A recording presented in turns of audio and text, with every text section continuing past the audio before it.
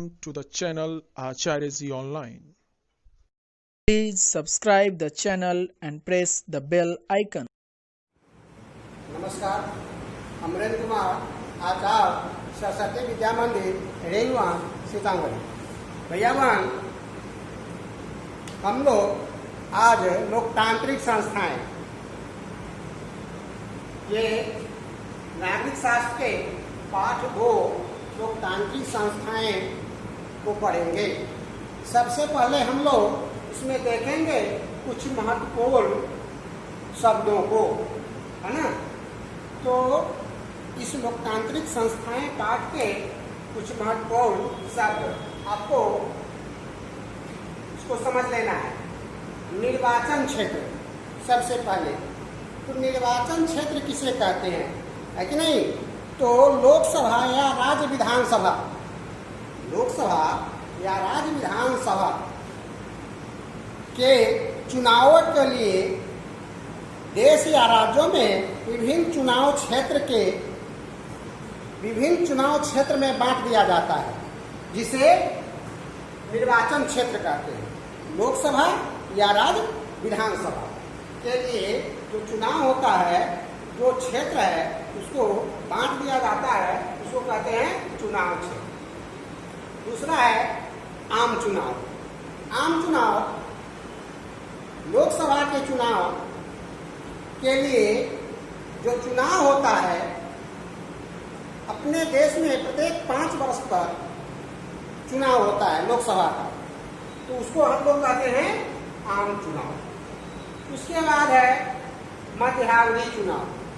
अगर सरकार चाहे वह राज्य विधानसभा की हो या लोकसभा, अपने समय से पूर्व विघटित हो जाती है वह सरकार, और सरकार बनाने के लिए जो चुनाव होता है उसको हम लोग मध्यावधि चुनाव कहते हैं। उसके बाद है चौथा उपचुनाव। मध्यावधि चुनाव और उपचुनाव में अंतर है। उपचुनाव वहां होता है जिस क्षेत्र के जो प्रत्याशी है वो त्याग पत्र दे दे या उनकी मृत्यु हो जाती है। तो इस स्थिति में जहां चुनाव होता है उसको हम लोग उपचुनाव करते हैं, ठीक है। मध्यावधि चुनाव हम लोग वैसे चुनाव कहते हैं जहां सरकार समय से पूर्व विघटित हो जाती है। अब है चुनाव याचिका। चुनाव में राज्य विधानसभा हो या लोकसभा हो, जिसके प्रत्याशी चुनाव प्रक्रिया से संतुष्ट नहीं होते, किसी कारण से वो अपना जो चुनाव को संतुष्ट नहीं हो पाते हैं किसी प्रकार से, तो वो क्या करते हैं, उस राज्य के जो उच्च न्यायालय है, उच्च न्यायालय में जाकर वो याचिका दायर करते हैं। चुनाव संबंधी याचिका जो दायर करते हैं उसको चुनाव याचिका कहते हैं। उसके बाद है चुनाव घोषणा पत्र। प्रत्येक राजनीतिक दल चुनाव से पूर्व एक घोषणा पत्र तैयार करता है, जिसमें वह जनता के समक्ष रखता है कि हमारी सरकार की प्राथमिकताएं क्या होगी, हम किन किन समस्याओं को निराकरण करेंगे अगर हमारी सरकार बनती है, किस किस दुर्गुणों को दूर करेंगे।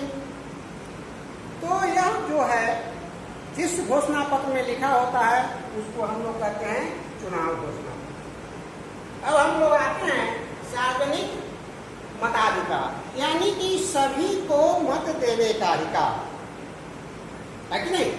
तो हमारे देश में जो भी नागरिक 18 वर्ष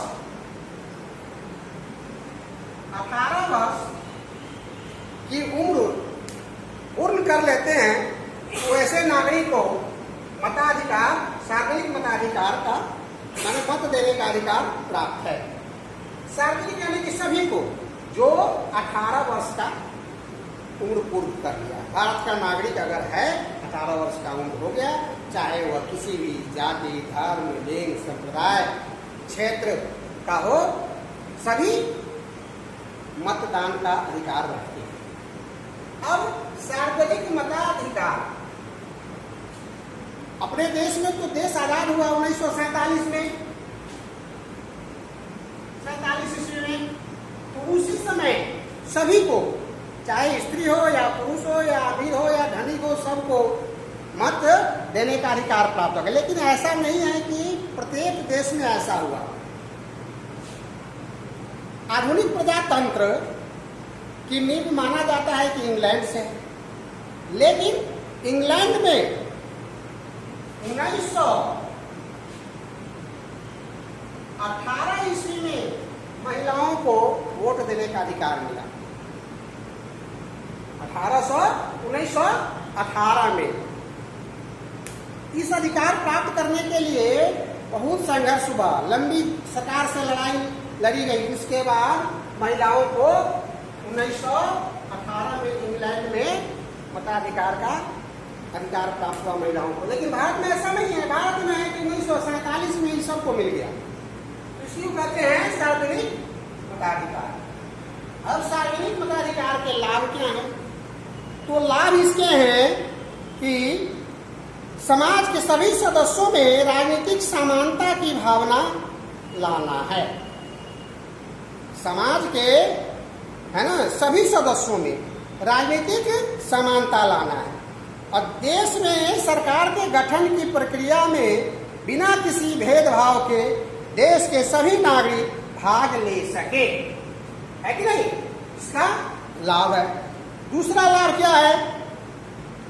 लोकतांत्रिक शासन व्यवस्था स्थापित, यानी कि जब तक प्रत्येक नागरिक शासन में सहयोग नहीं करेंगे तो यह लोकतांत्रिक नहीं कहलाएगा। हम लोग पिछले पाठ में भी पढ़े हैं तानाशाही, राजतंत्र, शासन। तो उसमें क्या है कि जनता की भावना, जनता का सहयोग शासन में नहीं रहता है। लेकिन लोकतांत्रिक शासन में क्या है कि सार्वजनिक मताधिकार के द्वारा ही लोकतांत्रिक सरकार स्थापित हो सकती है। यह लाभ है, ठीक है। और इसमें सभी कार्य सुचारू रूप से चलते रहते हैं। उसके बाद है चुनाव के महत्व। चुनाव के महत्व क्या है कि नहीं?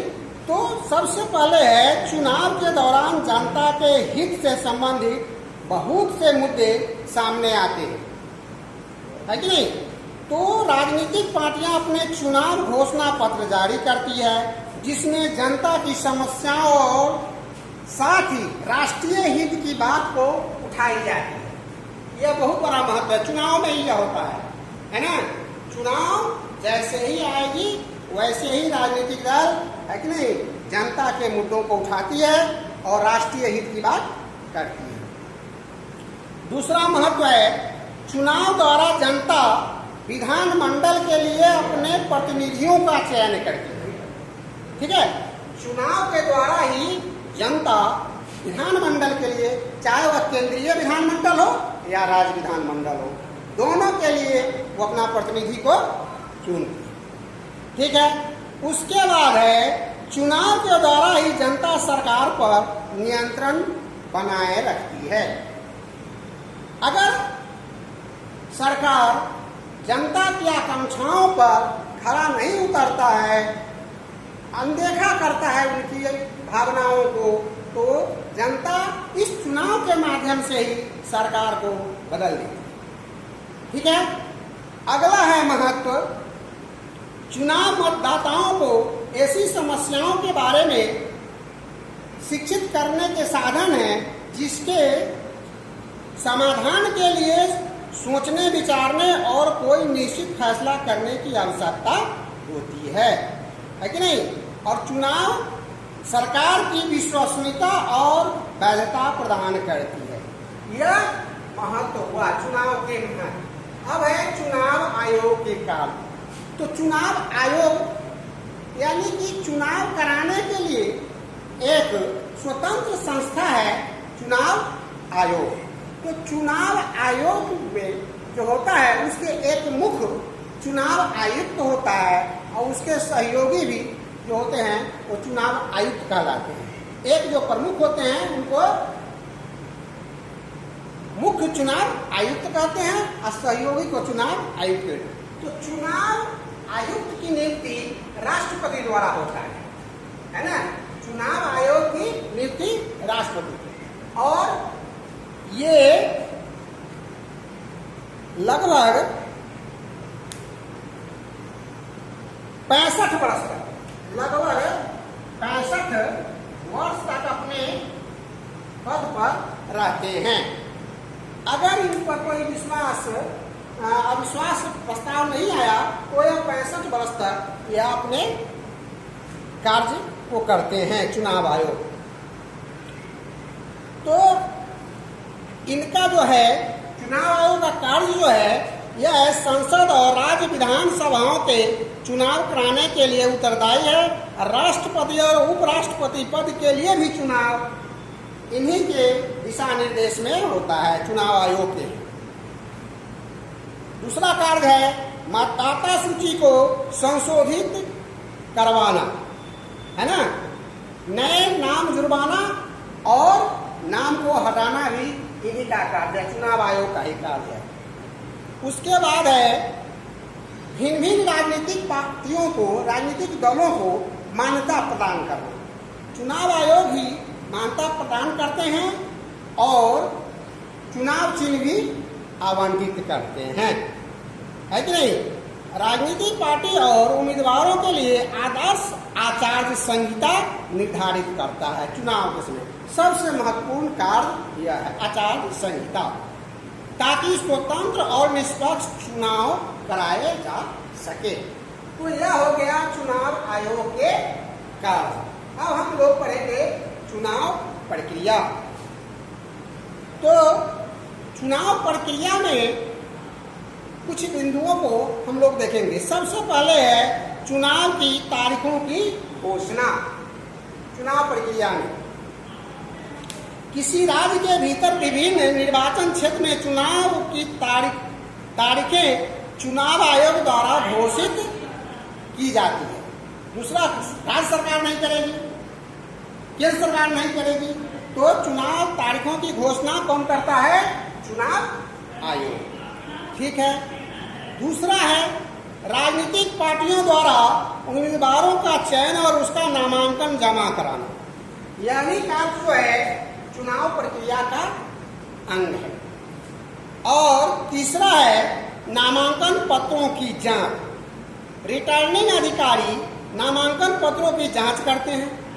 यदि नामांकन पत्र जमा कराने वाला उम्मीदवार संबंधित पद के लिए योग्य न हो तो रिटर्निंग अधिकारी ऐसे किसी भी उम्मीदवार को नामांकन पत्र, है ना, उम्मीदवार के नामांकन पत्र को रद्द कर सकता है। यह भी चुनाव प्रक्रिया का एक अंग है। उसके बाद है उम्मीदवारों के नामों की सूची प्रकाशित करना। जो रिटर्निंग अधिकारी हैं चुनाव लड़ने वाले उम्मीदवारों के नामों की सूची प्रकाशित करता है। ठीक है। अगला है चुनाव चिन्ह आवंटित करना। चुनाव आयोग द्वारा लड़ने वाले उम्मीदवारों को चुनाव चिन्ह आवंटित करता है, जिस पर अगर मतपत्र से चुनाव होता है तो उस पर मतदाता अपना मुहर लगाता है। अगर ईवीएम से मतदान होता है तो उस पर मतदाता अपना बटन दबाता है। ठीक है। राजनीतिक पार्टियों के चुनाव घोषणा पत्र। चुनाव से पहले राजनीतिक पार्टी अपने चुनाव घोषणा पत्र जारी करती है। इनके द्वारा राजनीतिक पार्टियां अपने कार्यक्रमों और नीतियों को जनता तक पहुंचाती है तथा चुनाव में विजयी होने पर इन्हें अमल में लाने का वादा करती है। यह भी चुनाव प्रक्रिया का ही एक अंग है। और चुनाव प्रचार। बिना प्रचार का कोई भी प्रत्याशी चुनाव नहीं लड़ता है। वह चुनाव लड़ने के समय भिन्न भिन्न प्रकार के चुनाव प्रचार के माध्यमों को अपनाते हैं। तो यह भी एक प्रक्रिया है। उसके बाद है मतदान। अब अगला प्रक्रिया मतदान जो है, मतदान वाले दिन मतदाता अपनी पसंद के उम्मीदवार के पक्ष में गुप्त मतदान करते हैं, है कि नहीं। अब मतदाता के लिए यह आवश्यक है कि मतदाता मतदान केंद्र पर अपने साथ चुनाव आयोग द्वारा जारी कोई पहचान पत्र, जो मान्य पहचान पत्र है, वह लेके अवश्य पहुंचे। ठीक है। अगला जो प्रक्रिया है चुनाव प्रक्रिया में मतगणना, परिणामों की घोषणा। तो मतगणना हेतु निर्धारित तारीख को चुनाव ड्यूटी पर तैनात अधिकारी उम्मीदवारों या उनके प्रतिनिधियों के सामने वोटों को गिनती करता है और जो अधिक मत प्राप्त करते हैं उसको विजयी घोषित कर देते हैं। अब आता है सबसे अंत में चुनाव याचिका, जो हम लोग यहाँ देखे हैं। जो प्रत्याशी अपने रिजल्ट यानी कि चुनाव प्रक्रिया किसी भी प्रकार का से अगर वह असंतुष्ट है, संतुष्ट नहीं है, तो वो संबंधित राज्य के उच्च न्यायालय में जाके याचिका दायर करते हैं। चुनाव याचिका कहते हैं। यह भी चुनाव प्रक्रिया का एक अंग है। ठीक है। तो इलेक्ट्रॉनिक वोटिंग मशीन, अभी वर्तमान समय में तो अधिकांश चुनाव इलेक्ट्रॉनिक वोटिंग मशीन, जिसको ईवीएम बोलते हैं, इसके माध्यम से जो चुनाव होता है, वोट होता है, वोटिंग और उसकी गिनती आसान हो जाती है। ठीक है। तो भैया बहन, हम लोग आज लोकतांत्रिक संस्थाएं जो पाठ है उसमें महत्वपूर्ण शब्द और सार्वजनिक मताधिकार के अधिकार की उम्र है ना, उसके बाद लाभ, उसके बाद चुनाव के महत्व, चुनाव आयोग के कार्य और चुनाव प्रक्रिया का अध्ययन किए हैं। अब हम लोग गृह कार्य को नोट करेंगे।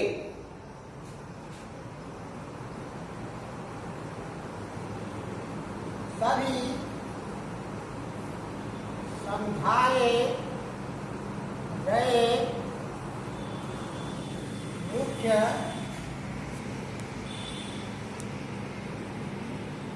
बिंदुओं को